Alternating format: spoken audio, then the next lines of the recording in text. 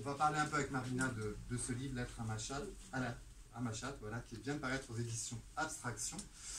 Et puis Marina nous lira à la fin quelques extraits. Je me remettrai là. Ouais. On aura deux ambiances. Ouais. Donc, Marina, dans Lettre à Machat, tu fais un récit épistolaire où tu t'adresses à ta chatte bien-aimée qui s'appelle Nizar. Et tu lui adresses une déclaration d'amour absolue, irréductible.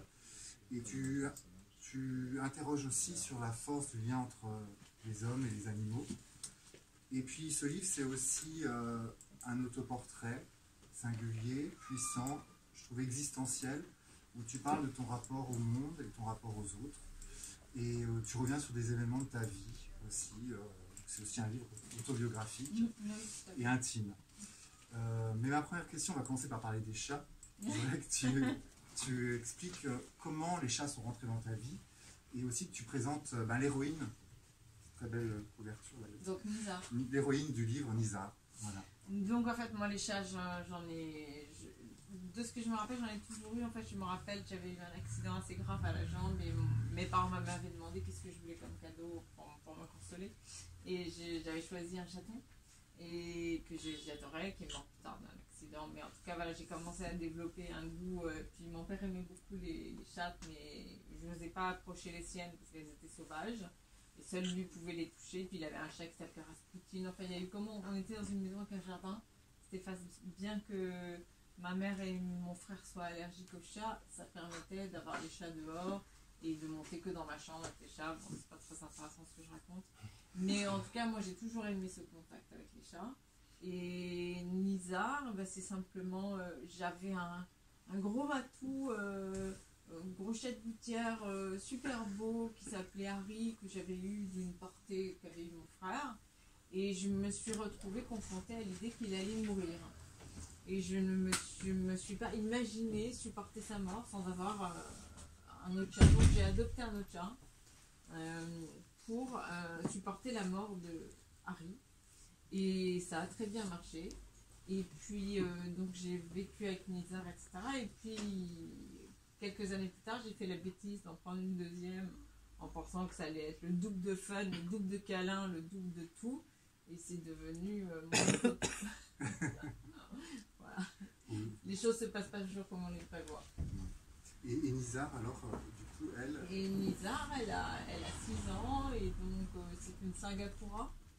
C'est les chats qui vivent dans les tuyaux, les conduits d'évacuation à Singapour. Donc ils sont particulièrement petits et particulièrement friands de chaleur. Donc même en plein été, ils sont sur les endroits chauds, par exemple l'amplificateur ou mon corps qui est plus chaud. Voilà. Et tout le temps dans la quête du chaud.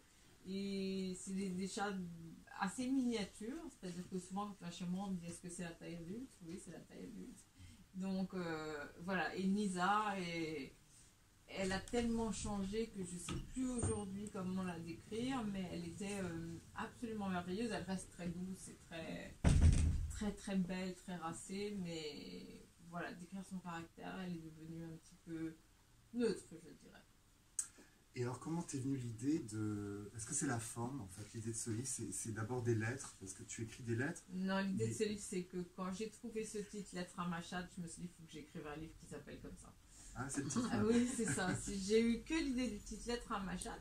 Et puis, du coup, je l'ai mis dans un coin de ma tête en me disant, un jour, je ferai ça. Et puis, tout à coup, je me suis rendu compte que j'avais vraiment des choses à lui dire à Nisa. Et que même si elle ne les lira évidemment jamais. Et elle ne te répondra pas. Et elle ne me répondra pas. Moi, ça me ferait du bien de les lui dire et qu'elles existent quelque part.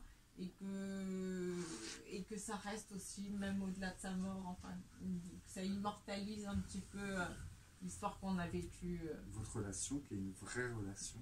Oui. Passionnelle. Oui. Hein, vraiment, tu décris le lien avec Nizar vraiment comme c'est une correspondance amoureuse que vous allez lire, qui s'inscrit dans une tradition française, dans la littérature française. Et il y a même un registre lyrique dans ton livre. Ah bon? Je trouve, à la première phrase déjà, hein, je l'ai noté, toute première phrase.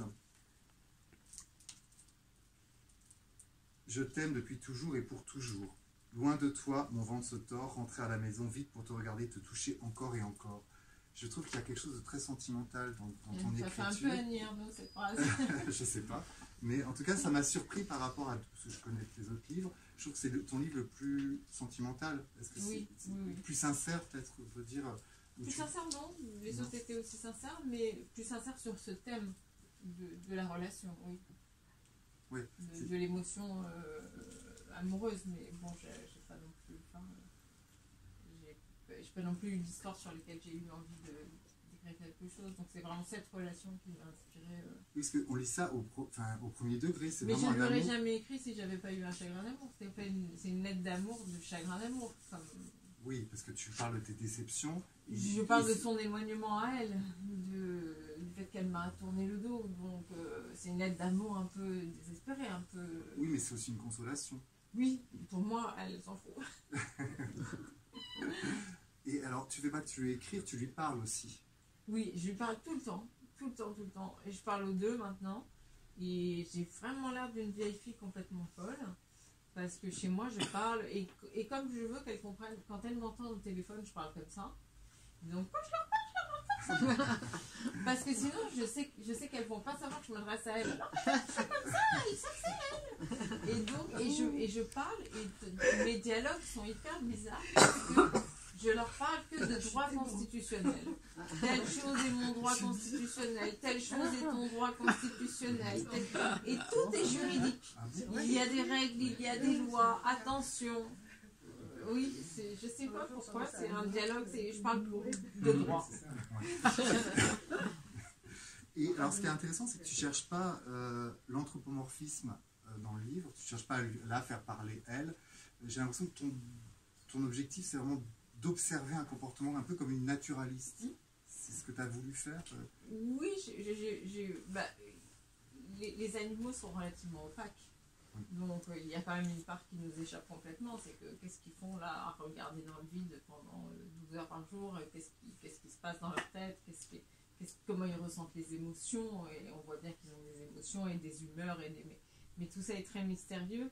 Donc du coup, moi spontanément, je ne projette pas sur elle de comportement anthropomorphique.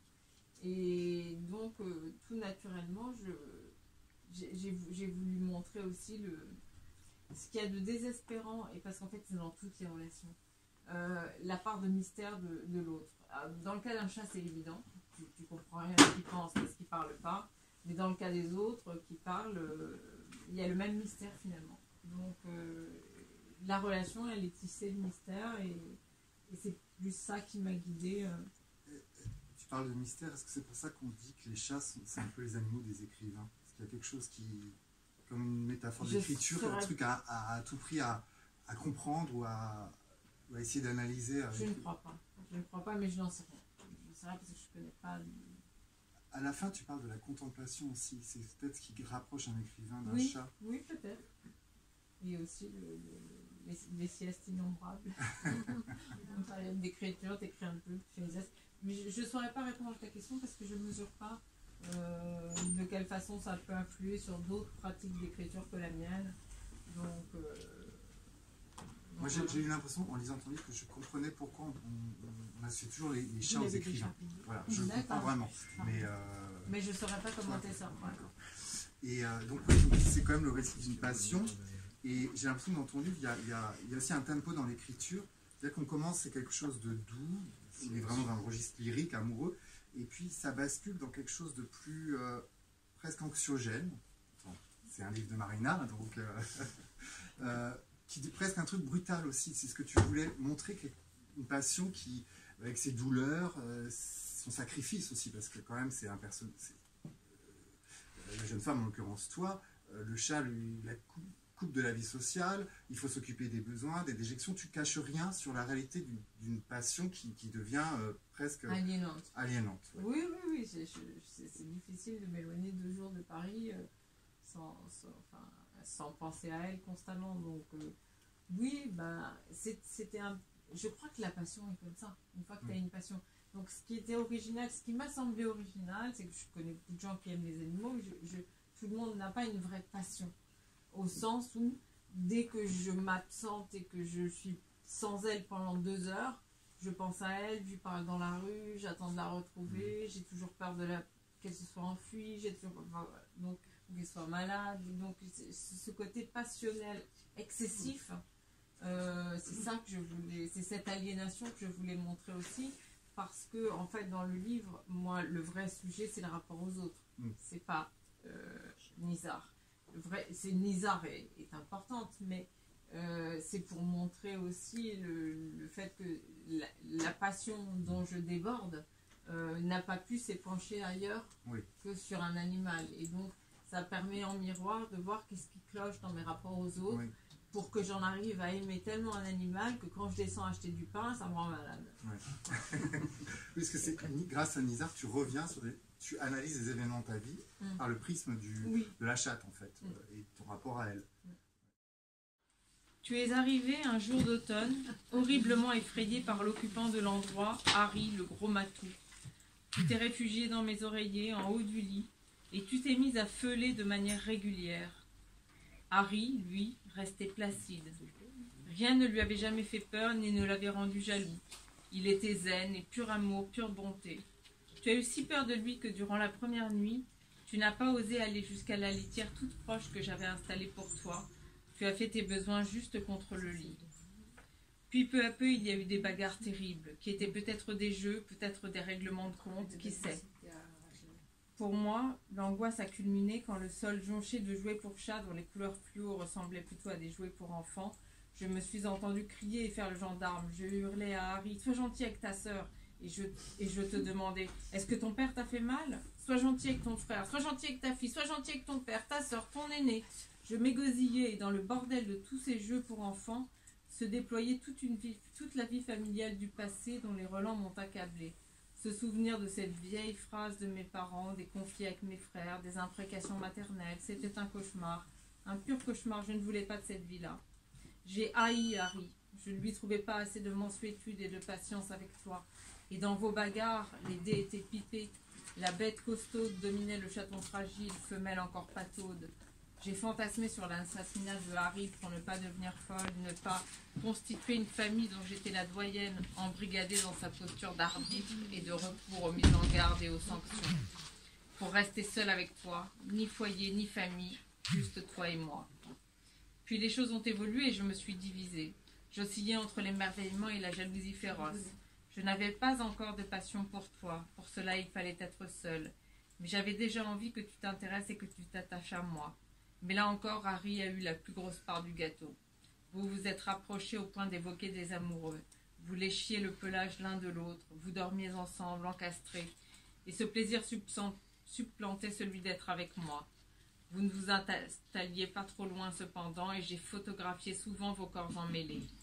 Et puis il y a eu les attaques cérébrales de Harry, 1 an plus tard. Une souffrance difficile à regarder et qui te médusait. Ses convulsions, sa mort douloureuse. En attendant SOS vétérinaire, nous avons regardé Harry cracher, hurler de peur, convulser, se pisser dessus, se chier dessus. Rien n'allait plus et c'était déchirant. Puis cela a été fini et nous nous sommes retrouvés en tête à tête. Tu n'avais plus d'autre source de tendresse que moi-même. Et un lien très fort, approfondi, s'est développé jusqu'à ce que je sois totalement asservie. Tu as occupé tout l'espace, tu es devenu le monde, à toi seul, l'unicité et l'immensité du monde. Mon amour a grandi, grandi, grandi encore. Il est devenu maladif, et on ne savait plus qui des deux était la maîtresse. Tu dépendais de moi pour manger et pour vivre, oui, je dépendais de toi pour tout le reste. L'apaisement, l'évitement de la folie qui explose dans l'embourbement carcéral d'une vie très solitaire. Tu t'es prêté de bonne grâce à cette canonisation. Tu n'as pas pleuré, Harry, tu ne l'as pas cherché, tu n'es pas devenu léthargique et triste.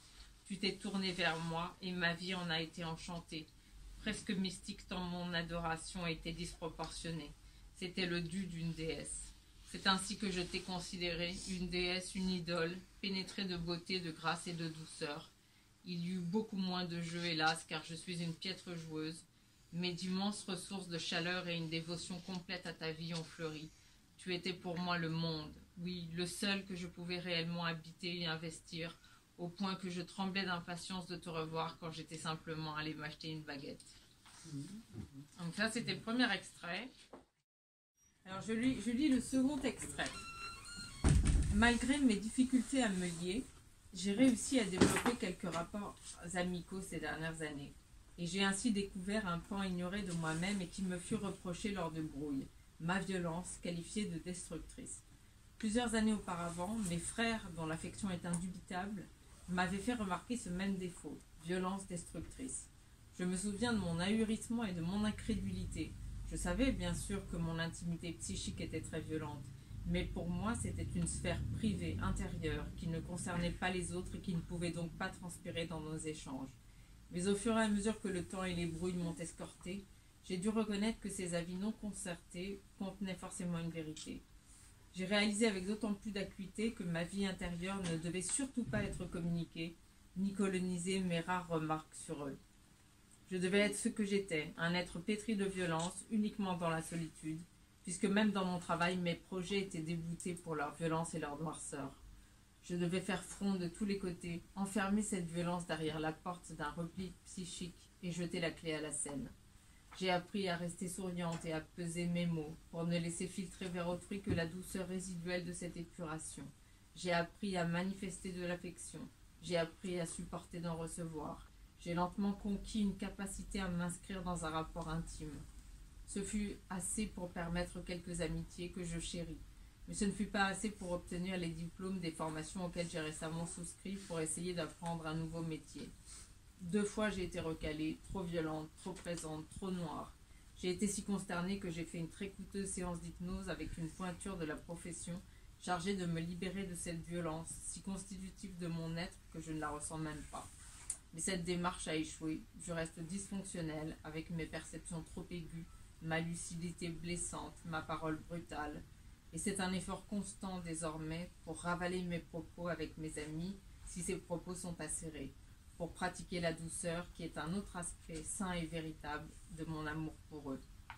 Avec toi c'est plus facile, je peux t'expliquer que je vais te débarrasser de tes oreilles d'un coup de ciseau, te couper les pattes au sécateur, te mettre au micro-ondes. Tu réagis avec ta pondération coutumière en clignant doucement des yeux comme pour me donner ton assentiment. Tu sais que tu ne risques rien. Tu sais que mon esprit génère constamment des visions d'horreur, des idées monstrueuses que j'ai besoin de vomir. Tu sais que le fond du rapport n'est pas la violence, mais l'amour. Et tu tolères l'épanchement de pulsions effectivement destructrices qui sont comme des mouches tourbillonnant en moi, irritantes, bruyantes, faites pour être dégueulées. Mon imaginaire s'épanche en rêveries sanglantes qui n'expriment que la fécondité morbide de ma vie intérieure. Des rêves, des images, des cauchemars, dissociés du réel. Ma pensée est simplement polluée et ma vie avec.